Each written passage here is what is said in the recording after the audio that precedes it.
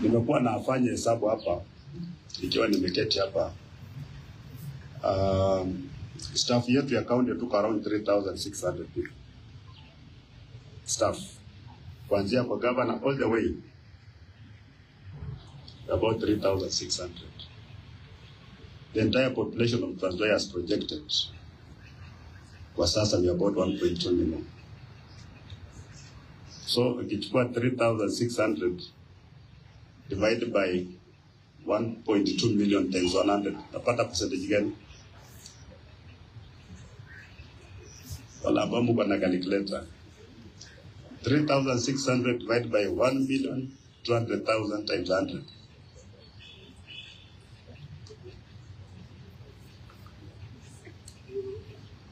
Napata nini?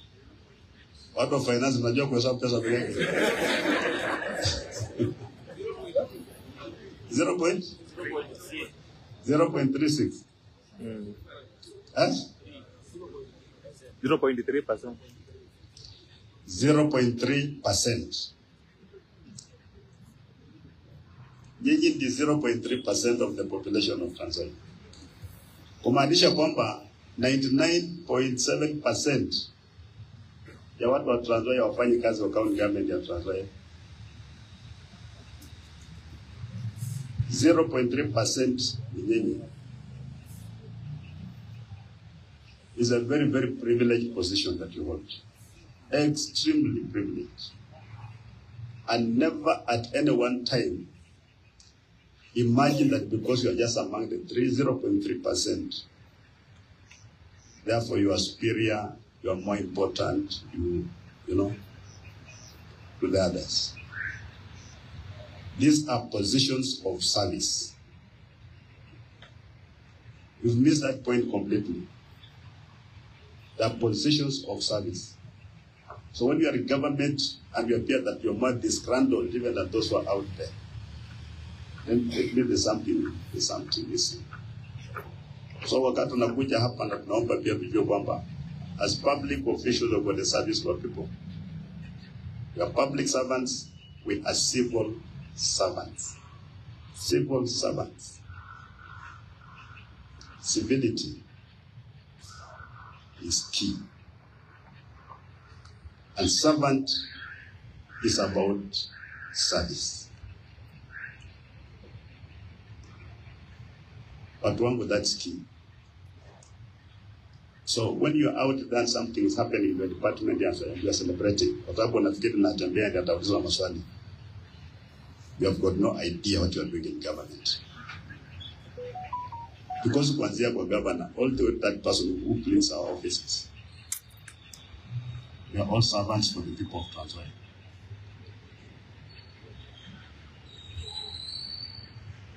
Sometimes, I feel that sometimes as a governor in this country, I am a bit targeted. I don't know why, because I'm held to a higher standard. I've got no idea why.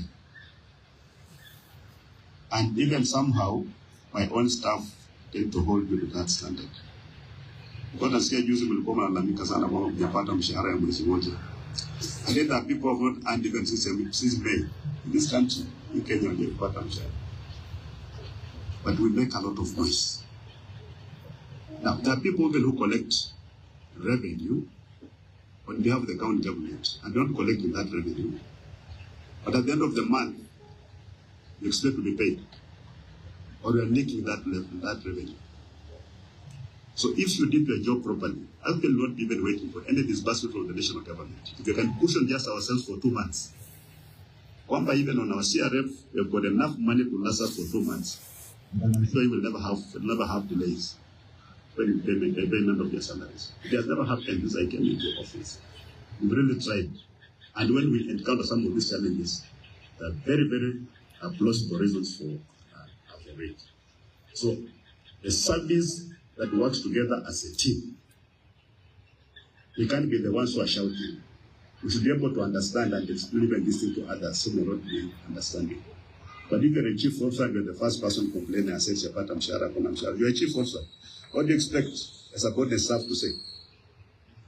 Kama ndio analalamika kwanza kabisa analalamika. You know that in this country, the county governments, after I can go to county accounts committee, even the governor himself herself is a ghost worker. Wakati wanaangalia wanapata governor ni ghost worker.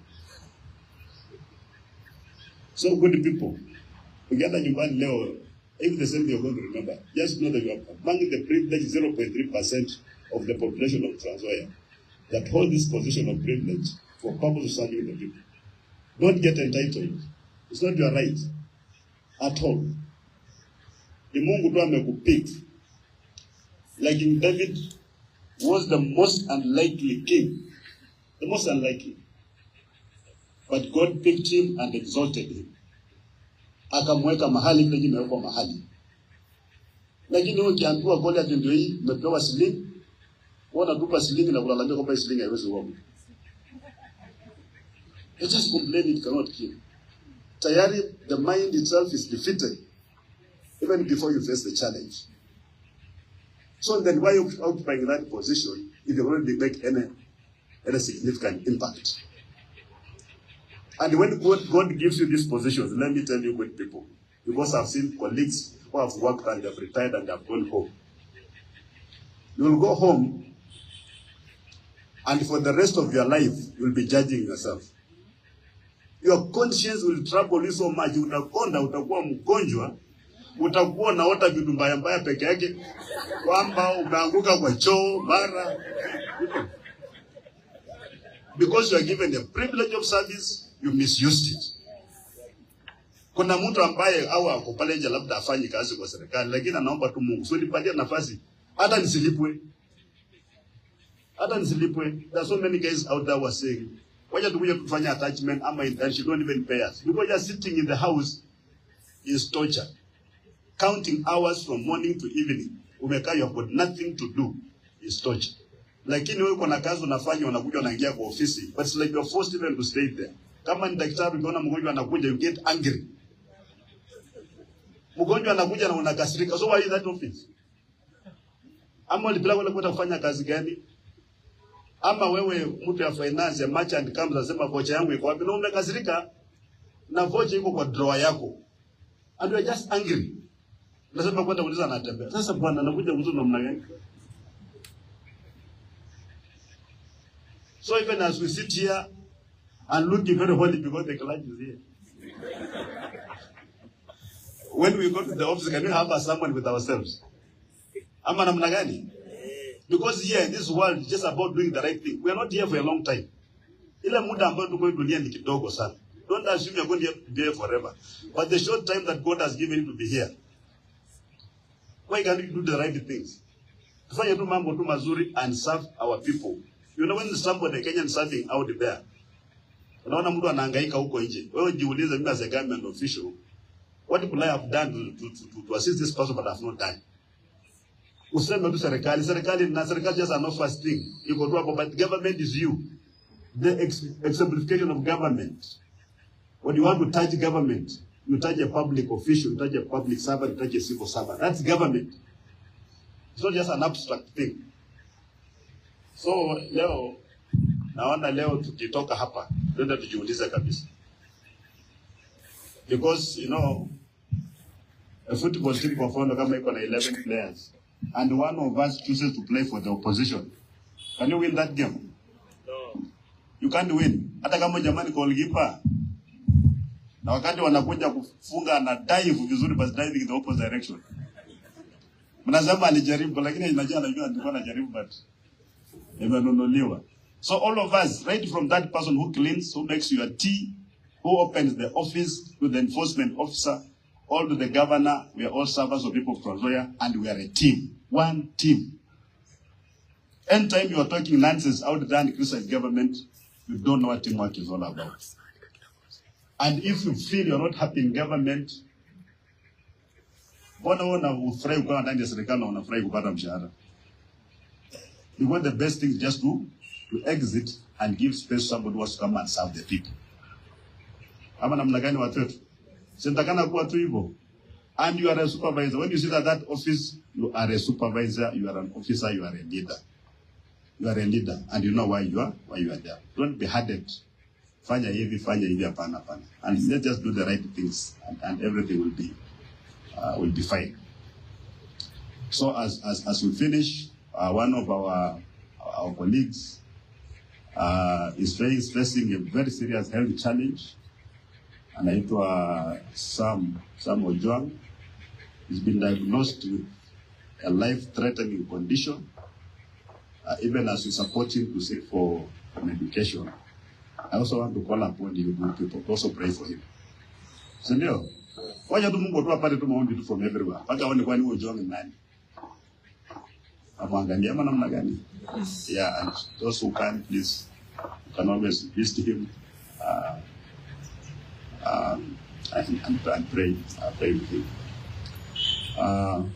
Those who have never been sick, or those who have never taken care of a very sick person, you may not know this, but the moment illness hits you, or a person very close to you, your priorities in life just change.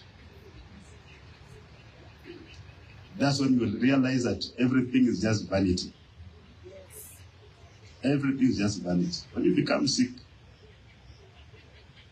and you're confronted with that challenge, your priorities just change. And as I said at the beginning, because one day tutakufa tu, just a time will come for us to go.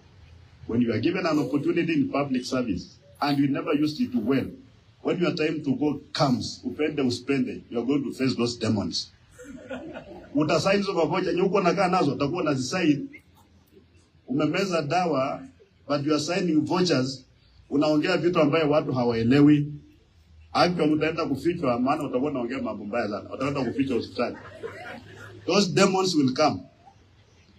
The public service is not a place to go there and play games. No, you can still, ile pesa unaiba, utaficha mahali, ile mwenye umeficha kwake hata kupatia. You'll be cursing people. Na labda ndugu yako, ni dada yako, your closest friend umesema nimeficha kwako. Wewe futu uone kama atakupatia hiyo pesa. 80% of everything you get illegally, 80%, it will never benefit you. Actually, it will not. So you are toiling in vain. Unashikwa na pressure, unashikwa na nini wasiwasi all the time. Because you are cutting corners. Unaambia huyu, napata jamaa amefanya hivi, no, grass is always green on the other side. Sindio? What you don't know ni kwamba that grass on the other side is being fueled na maji chafu. You don't want to go and stay there. So let's just be servants, as the intentions were by our founding fathers. Civil servant, mfanyakazi mwenye heshima, mwenye anaheshimu wala ambayo anahudumia, and God will just bless you. Sindio? Last time we were here, I think we were na the Vicar General. We had agreed that we form a small team. People will organize some of these events that once in a while, maybe once in a month, we just gather together and thank God for the many things that He has done for us. And then come that group, maybe council sector was not done. You can have that team to organize. We have got, when we move down to the other place, it is almost ready. We have got so many halls there. Can we convert to one? To a chapel. Senior, so that those who want to pray, after come and lunch hour, just want to go there and pray. So kila saa kati ya lunch wenda ukimbia kula nyama, kwenda kula sumu. Wakati mwingine, just go and pray. Senior, 30 minutes, just go there alone and pray. So we are going to convert one of those places into worship place of worship. But then we'll have to encourage ourselves. Starting with the cabinet, we'll be having those prayer sessions. Otherwise, ningependa kuwashukuru sana wale wote ambao mlipata wakati kukuja, members of staff, plus our friends, and the team from Bungoma. Kwa unataka kuniona? And the students from Bungoma, I think I will see you before I go to Halwenge. Na niwashukuru, mjue kwamba kuna voter registration imeanza, so we register as voters. So that was civic duty to participate in public affairs also, in the election of our leaders, because at the end of the day, the people get the leaders that they deserve.